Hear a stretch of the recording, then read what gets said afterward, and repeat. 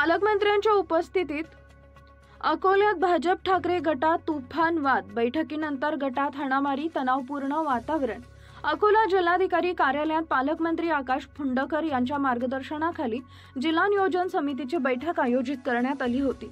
मात्र ही बैठक संपल्यानंतर भाजप आणि शिवसेना ठाकरे गट कार्यकर्त्यांमध्ये जोरदार वादावादी आणि हाणामारी झाली। ही घटना थेट पालकमंत्र्यांच्या समोरच घडल्याने एकच खळबळ उडाली। बैठकीनंतर भाजप आमदार रणधीर सावरकर आणि ठाकरे गटाचे आमदार नितीन देशमुख यांच्यात तीव्र शाब्दिक चकमक झाली।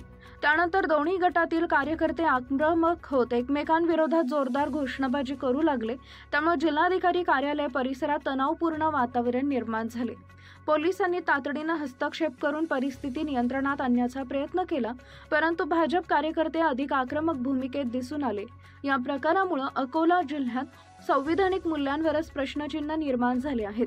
वादास सुरुवात झाली ती जेव्हा आमदार नितीन देशमुख यांनी दलित वस्त्यांवरील प्रश्न उपस्थित केले, त्यावर आमदार रणधीर सावरकर यांनी आक्षेप घेतल्याने वाद चिघळला आणि वाद पेटला। या सर्व प्रकरणाकडे पालकमंत्री आकाश फुंडकर यांनी गांभीर्याने लक्ष देणे आवश्यक आहे। या गोंधळामधून नेमकी चूक कुणाची हे निष्पक्षपणे पाहणं, न्याय दिला जावा अशी जनतेकडून मागणी होतीये।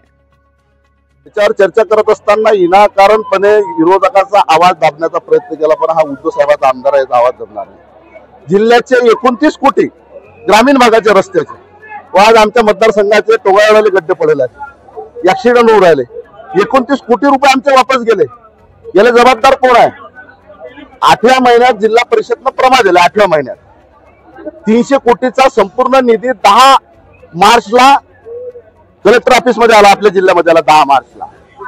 यांनी 31 तारखेला शेवटच्या क्षणात रिलीज केले। मग 8व्या महिन्यात प्रमा गेला, त्या 20 दिवस तुम्ही काय केला नाही बा? म्हणजे जाणबुजूनपणे जिल्ह्याच्या निधीचा जोपर्यंत पैसा मिळत नाही तोपर्यंत आम्ही निधी ट्रान्सफर करत नाही, अशी भूमिका यांची होती।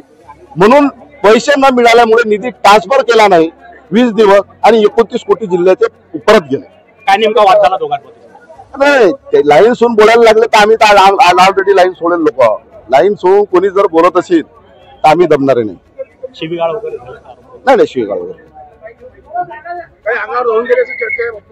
नाही। आम्ही तात्विक चर्चा होती। मी माझे प्रश्न मतदारसंघाच्या विकासासाठी भांडून राहिलो आणि विरोधकाचा आवाज हा जनतेचा आवाज असतो। जनतेचे प्रश्न मांडणं माझं कर्तव्य आहे आणि सभागृहात जनतेच्या प्रश्नासाठी मी नेहमी भांडत राहील।